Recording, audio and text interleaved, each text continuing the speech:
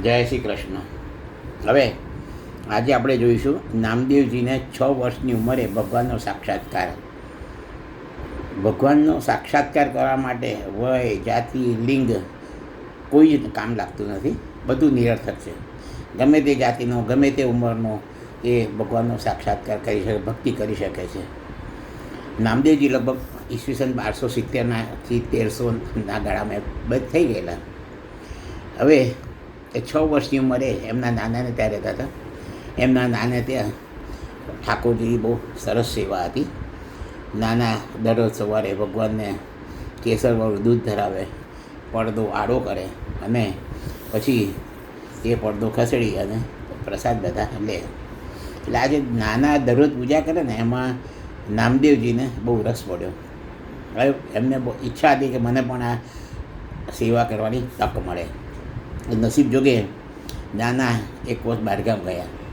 કીધું કે ભાઈ નામદેવ, તું આ દરરોજ ઠાકોરજીની સેવા કરજે અને ભગવાનને દૂધ ધરાવજે.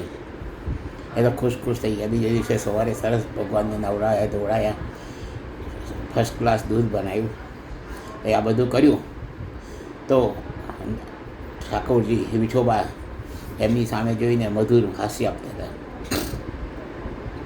આવું હાસ્યવાળું મોં જોઈ અને નામદેવજી પણ ખુશ થાય છે અને એમના ચરણમાં કેસરવાળું દૂધ ધરાવે છે અને પછી પડદો આડો કરે છે. એમની રીતે એમની ભાષામાં ભજન કરે છે અને પછી પડદો ખોલે છે તો દૂધ સહેજ પણ ઓછું થયું ન હતું. એટલે એમણે ભગવાનને કીધું કે ભાઈ તમને શું વાંધો શું છે? મેં કંઈક ખોટું કર્યું છે? દૂધ ખરાબ બનાવ્યું છે? તમને ભાવતું નથી? તમે કેમ પીતા નથી? તેમ છતાં પણ ભગવાન પીતા નથી. એટલે ઠાકોરજી આગળ નામદેવજી બેસી રહે છે. એક દિવસ આખો દિવસ બેસી રહે છે. બીજા દિવસે ફરી પૂજા કરાવી, ફરી દૂધ ધરાવ્યું, પડદો આડો કર્યો, પણ ભગવાને દૂધ પીધું નહીં. તો ભગવાનની આગળ બેસી રહે અને આખો દિવસ ભૂખ્યા ન તરસ્યા ભગવાનની આગળ બેસી જાય, ભગવાનની આગળ સૂતા રહે. એમ કરતાં કરતાં ત્રીજો દિવસ આવ્યો. ત્રીજા દિવસે એમણે પૂજા કરી અને ભગવાનને દૂધ ધરાવ્યું.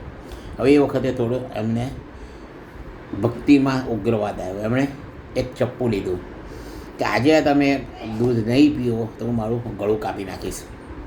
એ જ્યાં એ ગળું કાપવા ગયા એટલે ભગવાન વિઠોબા આવ્યા અને તરત એમનો હાથ પકડ્યો અને પેલું દૂધનો પ્યાલો લઈ અને જાતે દૂધ પીવા માંડ્યા.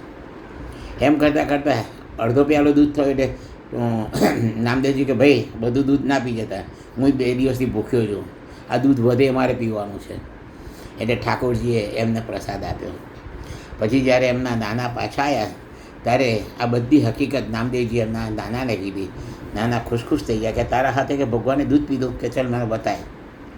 તો ફરી પાછા નાના આગળ એમણે ભગવાનને ઠાકોરજીને દૂધ ધરાવ્યું, પડદો આડો કર્યો અને પછી પડદો ખોલીને ભગવાનને કીધું, ચપ્પુ લીધું કે આજે મારી પરીક્ષા છે, મને તમે જુઠ્ઠો જ સાબિત ના કરતા અને આજે તમે પ્રસાદ લેજો જ. એ વખતે ફરી પાછો ઠાકોરજીએ એ દૂધનો પ્રસાદ લીધો અને નામદેવજીના હિસાબે એમના નાનાને પણ વિઠોબાના પ્રત્યક્ષ દર્શન થયા.